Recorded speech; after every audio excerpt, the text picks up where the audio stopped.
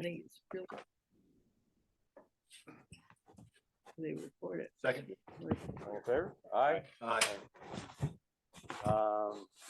Okay. Notice is given that the zoning board of appeals of the village of Tuxedo Park will hold a public hearing on Wednesday, December 6th, 2023 at 7 o'clock at the Village Hall at 80 Laurel Road, Tuxedo Park, New York. Application of 15 Summit Road, tax map number 104-1-13, seeking relief from the following sections of the Village of Tuxedo Park zoning code. Section 100-8, front yard setback, where required setback is 75 feet and 50 is being proposed. Section 100-8, side yard setback, where required setback is 50 feet and 15 is being proposed. Section 100-18A, fences, where maximum height permitted in front yard is 4 foot and 8 foot is being proposed. And if the applicant is here, would you like to do that? Thanks for everyone. Conrad Roncati. I have Francis Walsh here, who is the owner of. I can't hear it, Jim. I made the application on their behalf. I'm a registered architect. I actually owned this house. We sold it to Francis. Thanks me every day. Hey, Jake, I'm sorry to interrupt, Jake. I can't We hear it. have a hard time hearing online. It might be better if Yes. you speak into one of the mics, you know, just reasonably close. Or, Yeah. yeah. Speak up a little bit. Sure. I was introducing myself, Conrad Roncati. I'm the architect. I have appeared before the BAR on 2 occasions, actually 3 now, with respect to this property. The first one was when I first acquired the house and I was planning an expansion and renovation of the property. And then I sold it to Mr. Walsh and continued as the architect and also the contractor in charge of the project. And we appeared before the BAR with respect to the application that's here before you this evening. Okay, before you fully present, do you have proof of mailings? Yes, I do.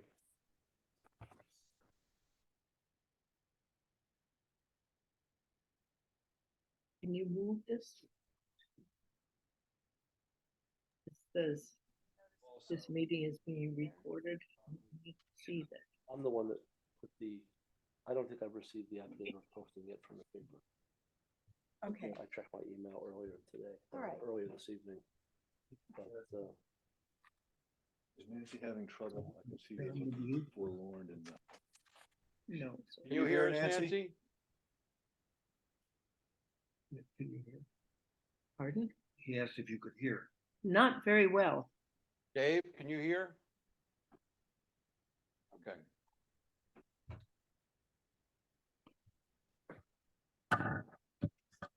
Closer. closer. Sure. All right. How's that, everyone? Is that better, Better. Nancy? Yes, thank you. Yes, ma'am. Mr. Chairman, are there board members that are on the screen and Yeah, not there's present? Nancy Hayes, board member, David Christensen, board member. I see. Okay, great. Thank you. Attorney, Elise. Yes, yes. As I said, we appeared before the bar with respect to the application that's before you tonight. We are planning and proposing what we're calling a gatehouse structure, but it's really a very tiny, very purposeful, functional solution to a problem that a couple of site problems that we were presented with. Right now, there's an electric service that runs under the ground from the street all the way to the house itself. It's an older service. It's not very large. We need a larger service. So we met with Rockland Electric. They will not allow us to bring the wire directly from the pole at the street all the way to the house. And this is not something specific to our property. They're just trying to make things easier on themselves and not have to travel far into properties to read meters. So what they want is they want the electric service to come in 50 to 100 feet. They want to then have that service come above ground. In this case, with a 400 amp service, a large green CT cabinet box with a meter on it. So as an architect, I was thinking about that and how we were going to screen that particular piece of infrastructure. I knew that my client wanted to have a gate and stone columns just to signify the entrance. We've engaged a world-class landscape architect who's appeared with me in front of the bar, also to present the landscape plan. We were talking about ways of landscaping and screening. Also, and that would be allowed without any Board of Adjustment, zoning board review. We were also planning a guest parking area, which would probably be a gravel field just beyond that, just because we have a very long way up to the house and then a very small courtyard in front of the house for car parking. So now I'm thinking about where we have this electric entrance. I also have some car parking, and I'm thinking about screening that. Also, we want to have a backup generator for the house. Mr. Walsh lives in Saddle River. This won't be a primary residence, although he's starting to fall in love more and more, and I think his time here will increase as time goes by. But the backup generator would be important for plumbing in the winter with freezing and such. The location of that generator would be where the service break is. Again, because of Rockland Electric's requirements now, it means my generator needs to be at that service break. That's another thing now that I have to think about as an architect. I'm worried about screening that, and I'm also thinking about the noise that it generates. I also have a gate with some gate motors. So there was a lot that needed to be located proximate to the street. And as I thought about this, I thought, the best thing to do would be to spend the money to build a very small functional building structure right at the gate. And within it, I would house the motor for the gate, the CT cabinet, and the electric service. And I could also put my generator, which would be propane based generator. So it's relatively quiet, but still it makes sound. The idea of the structure was not only visual to conceal all of this, we thought it would also be a playful structure. I call it an architectural folly. It is designed as, let me show you my rendering, which was submitted. It has the exact same stone that's on the house. It transitions to brick in the chimney, similar to the stone and brick. It has a slate roof, exactly like the house. So it looks like a mini fun version of the architecture and aesthetics we find at the main house. There are no windows on this side. There's a solid wood door.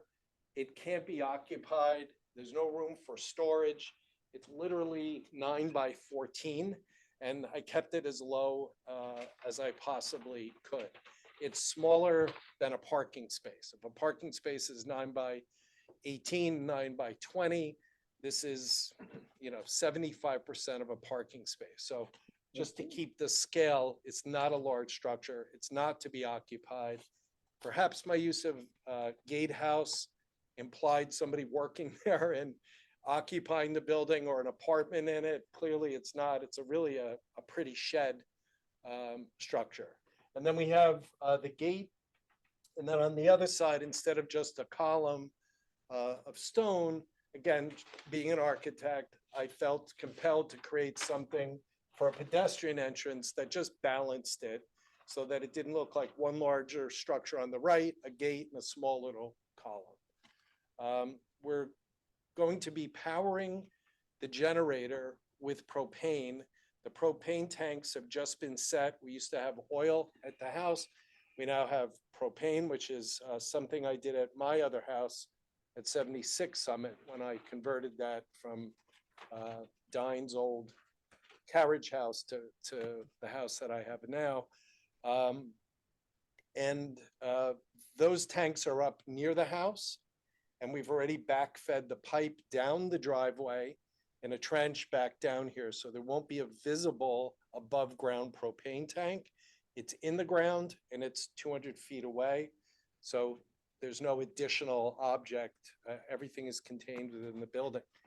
The chimney on the right-hand side is actually functional. It won't really be a flue for a fireplace, but it will be the vent stack for the propane generator. It'll be insulated, which will knock down the sound. We're going to spray foam the inside, so the operation of the backup generator will be as quiet as possible. So this is really purely a functional solution, but architecturally and aesthetically, we tried to make it fun, and we tried to make it scaled appropriately, and I personally think it's successful. Now, in your ordinance, as the chairman read, you have a 75-foot front yard setback.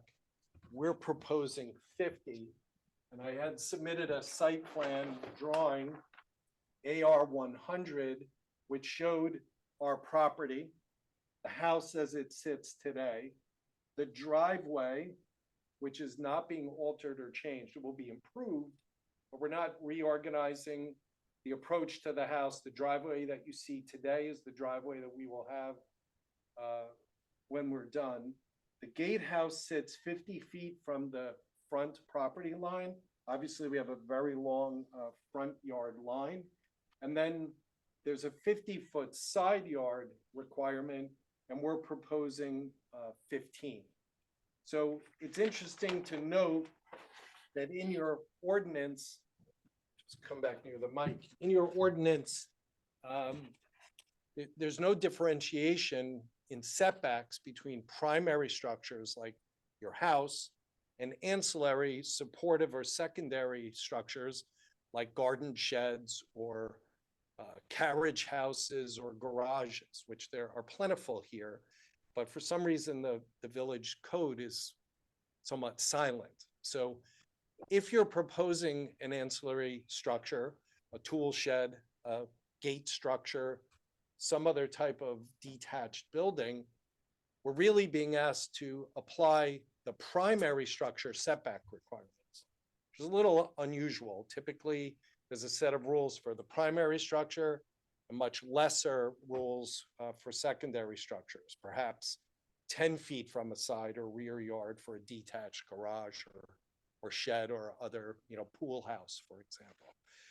So I would just like to point out to the board that although we're asking for variances, it's not as if we're asking to build a 5, 6, 8,000 square foot house in a front yard within 50 feet where 75 is required, or the same going for the side yard. Also on the side, we share a property line to our north with the Schreibers, Joel Schreiber, and there's a stone wall here. And we felt that by putting that stone wall to the right, we could engage this a little bit more. This stone would run right into the stone wall that runs along that property line. It's quite substantial terraced wall. This wall will also act to screen our visitor parking that's just on guest parking that's just on the other side of this wall. And your ordinance does not allow walls in excess of 4 feet or not in excess of 4 feet, except where we get this little flourish at the building, which again, is an aesthetic and architectural decision that I think really helps the composition of the design, but it does bring us up from this sloping point to the building, which is a matter of 8 feet. We might exceed that 4 feet. So technically that's a variance also, and we're adding that to our short list of variances. I submitted a statement of hardship, which outlines most of what I just went through. I've met with Joelle Schreiber about this because she's the one property that we're actually in common a property line with, and explained it to her. I know she may not be here tonight, but I just want the board to know I reached out to her and spoke to her about it. Don, did you get any comments from her or? No, I did not.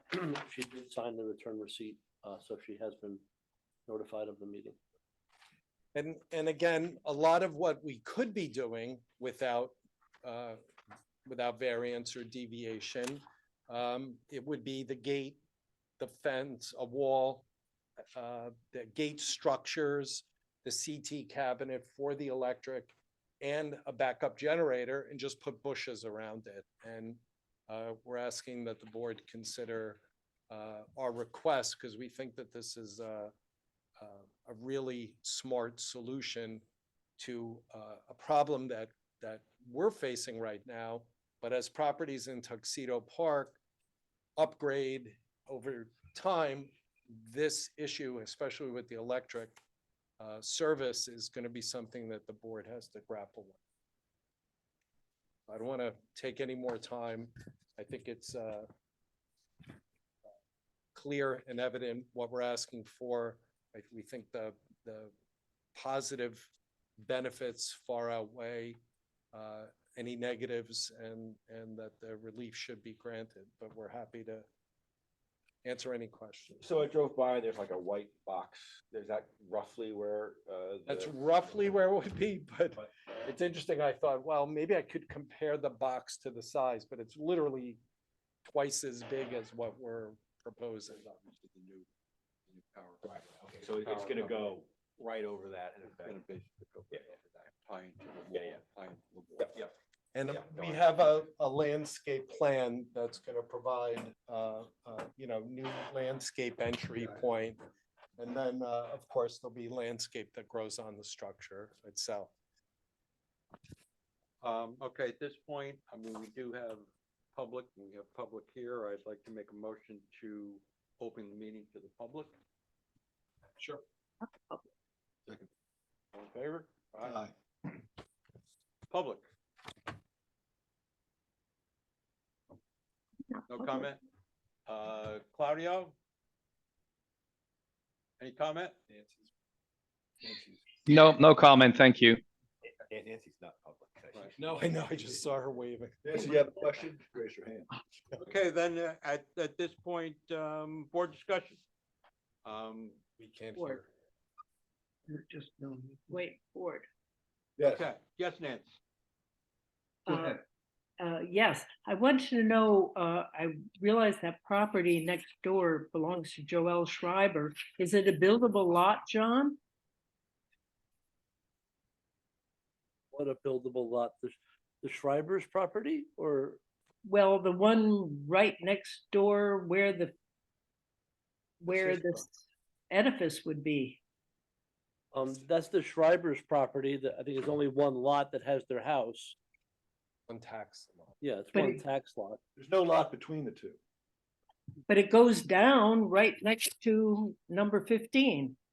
Yes, the Schreiber property, their driveway is located much further up Summit Road, but their Right. property goes down to adjacent to the wall on the right-hand side of the structure that's being proposed. It is just one lot that the Schreibers own.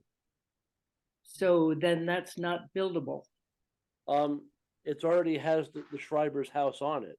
right? Yeah, so in essence, it's not a buildable section, it's their property. Is there any lighting? Do we care about that? Is that not an issue? It's rather big. I That should have lot? mentioned, we have been, at the owner's request, we've been restoring a lot of what we found at the house. We have this beautiful glass and steel and copper canopy that has been removed, taken away, restored, and brought back. We have a beautiful sconce that has also gone up for restoration. We determined that the original sconce was gas, So we're converting it back to gas, and we're proposing Two sconces there. that these two sconces would be gas, not a mantle, but a flicker flame like you'd see in New Orleans, for example. So we're trying to do everything we can to bring back that feeling. And I know you have a bar member in the audience. We presented all of these details, materials, and the lighting that we propose to that board also. No, I mean, obviously our criteria is, that would be the BAR as far as the structure itself and whether they approve that, they need our approval to the fact that it can go there. It would be for them to decide what the final structure is, I guess. And we did hold the size of the structure to the absolute minimum that we could. And the biggest piece of equipment is the electric panel, the CT cabinet, and then there's the electric backup generator, which is typically not that large, but requires 3 feet of clearance on 3 sides. So that kind of created the size. And at 9 by 14 with the stone walls, I'm left with about 7 feet by 12 feet inside, which is about the minimum that I need. Has O&R seen the setbacks regarding the CT cabinet or anything? Are they? Yeah, they established where they already brought their line in and up. And I think the chair was just looking at a photo.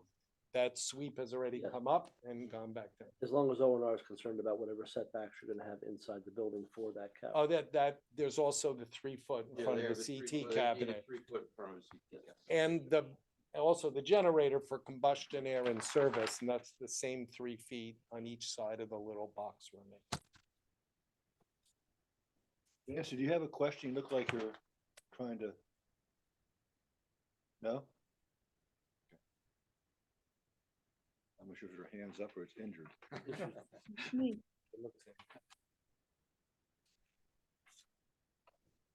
She's not muted. No, okay. She looked like she was asked something.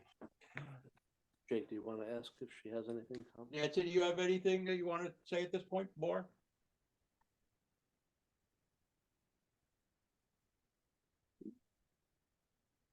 Did we lose you, Nancy? Sorry, I can't hear you. Is that you speaking to me? Yes. Yes, I just want to make sure that that's not a buildable lot, because that would be very hard on Mrs. Schreiber if, No, it's not. That's have actually this- it's part of her lot. It's part of, that section on the other side of the wall is her property. I see. Then it's a very big property. It must be more than 4 acres. Our property? Her property, Her the property. Schreiber property. It could, It's it big. may be, I don't know, John, is it? I don't have a tax map in front The of me. tax map is on my drawing and it shows Yeah, her it's a huge property. property. We're 3 acres. It looks it to looks be like it's 3 or 4 acres. It's a 3 or 4 acre piece of property.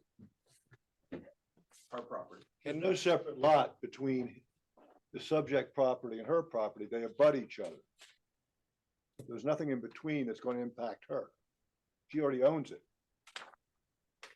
Right, but if it were a buildable lot and she wanted to sell it, then somebody might not Right, like so it's this part great of- big building. She can, it's part of her lot. It's her lot. It's her lot.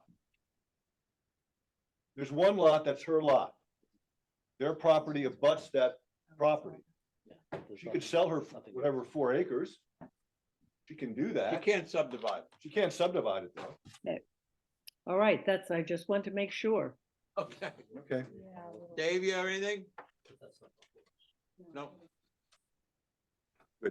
And I did meet with Ms. Schreiber Right. and reviewed the project with her. Were there any other comments, John? I thought There was one email when I notified the neighbors about the initial application. Mr. and Mrs. Hennessy had some comments, and they felt that the structure kind of competes with the gatehouse at the entrance to the village.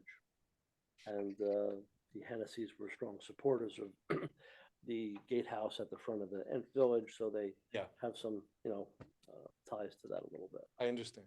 I take that as a compliment. Cause it's a wonderful structure. You know, this was my second purchase in the park, and I'm so glad that Francis Walsh has purchased it. And it's allowing me to, restore it with him, and Make another comment. I mean, he is modest. His desire to do things and do things correctly and restore rather than replace has just been remarkable. And the house is better in his hands than mine because he has a long-term vision for it. And it's really going to be spectacular when we're done. It's going to be, back to the way it was in 1920 and 1890, I think, the first part of the house. Well, the reality is that because of new O&R regulations, the service needs to be there, then that, kind of started this whole thing going. Right. And it's either, a green generator, a green switch has to sit there. And so I could see why, it started this way, so. Yeah, thank you. And I bid on that house 19 years ago. No kidding. And the guy that bought it went into foreclosure on his properties, but I guess that's where you come in. That's where I got it. Yeah, the mortgage. I'm very happy that you are doing this. It's a gorgeous, I love the house and love what you guys are doing. Thank you. Yeah, no, I'm good. All right. It seems like something's gotta be done on that Yeah. piece of property, so.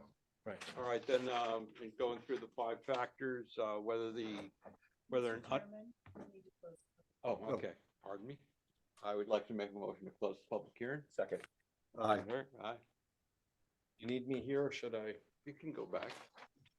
I don't want to crowd you. Whether an undesirable change will be produced in the character of the neighborhood or detriment to nearby properties will be created by granting of the area variance. I really don't see where it would be an undesirable change. Nope. No. No. Whether the benefits sought by the applicant be achieved by some method feasible for the applicant pursue other than the area variance.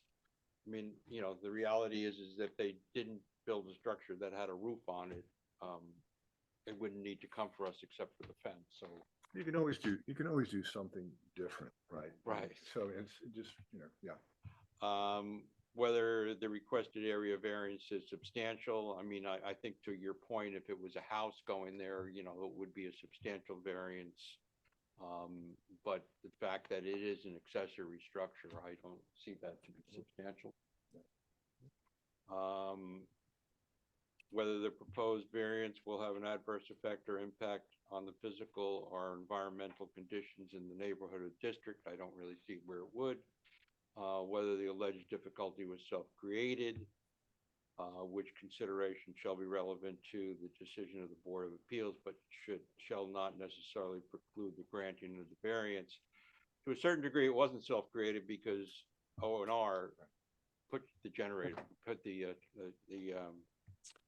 electrical box there. So I think we're prepared to vote. If I can add, I was not aware when I had drawn up the variances. You will need a variance to build within a wall within 2 feet of the Schreiber's property if you're going to be connecting to a wall on her property. Is that, you had explained that, I didn't realize you were connecting it on the plan. The wall is coincident with the property line, so Okay. we thought we would take it over. I'm happy to stop at 2 feet short and The issue is, you need a variance for that. If the BZA is happy with that, that's fine.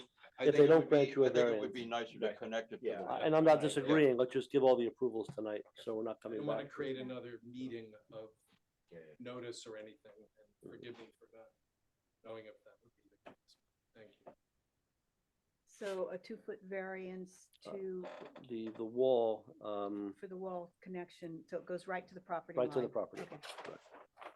So that's this wall that we're showing hitting. Right. Okay, property line, I didn't draw for John the fact that you can see the wall here, but I didn't label it, so I understand. You show it on this On the second second drawing, page, you show it connecting to the existing wall. yes, here I Oh, do, here I you do. do, yes, on AR 101. Yeah, I think it'd be better to have it. Yeah, it would. So can we just add that to the? yes, unless there's something you want to say specifically about that, I would add in the record and in the resolution that the board considered that variance and decided that aesthetically, it would be more pleasing to take it all the way to the other wall. Yeah.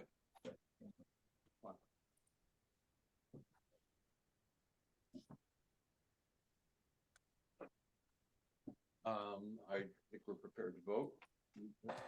I'd like to make a motion to allow the 3 variances and the 4th variance to connect to the wall. We have to run through them individually, or? No. No. Second. As set forth in the building inspector's letter and discussed here on the record with the other. Second. All in favor? Aye. Is your hand up in a positive vote, or you just have your hand up, Nancy? Both. And I would just note for the record that this is a type 2 action under seeker. Okay. All right. Thank you very much, we appreciate Thank your, you. your time. One other order of business that we do have.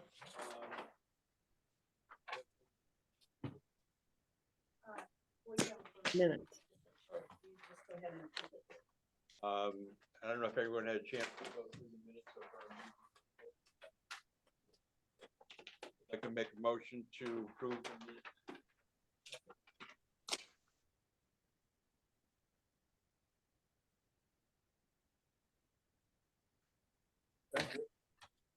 Quicker meeting. Just for the record, so everybody's aware, we did receive an application from Sophia Delanor for an 8-foot high fence. They'd like to come to the BZA meeting in January. I'll give you a physical copy of that application tonight. We have time to discuss whether we have a quorum the first Wednesday in January. She wants a lot.